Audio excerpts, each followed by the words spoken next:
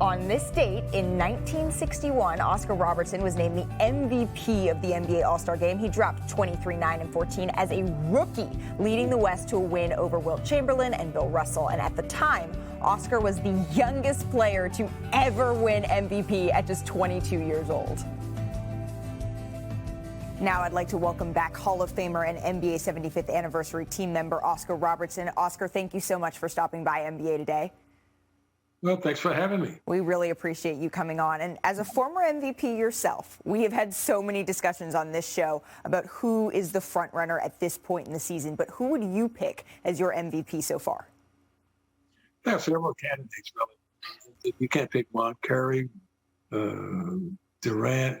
I think that you can pick the kid at Chicago, DeRozan, Jokic. You know, I think there may be 10 players right now because but everyone thinks you have to lead in scoring, but how do you contribute to your team winning and your overall effect on the NBA? Well, and it's a good thing we have a little bit of season left so that they can separate themselves. You sound like our friend Kendrick Perkins, who said a couple of different guys throughout the course of the season so far. But you are synonymous with the Milwaukee Bucks. How confident are you in their chances to win the East this year?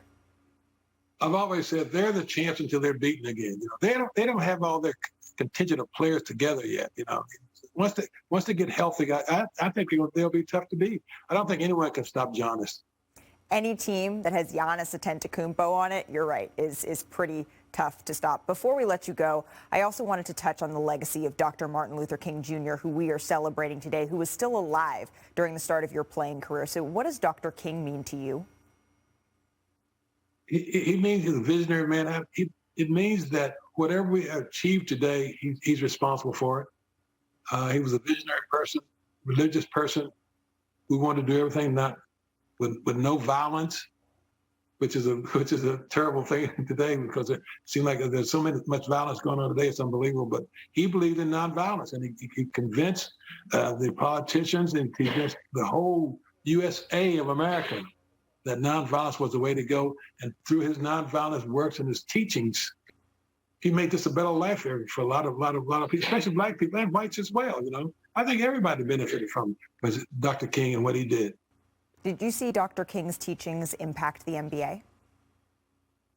Oh, of course, because I think what it's done for the NBA is giving them a voice. It's given them more success as far as making money, and it's taught them that they can speak out without having anyone punish them, and they can speak out. They can get organized and talk about certain things.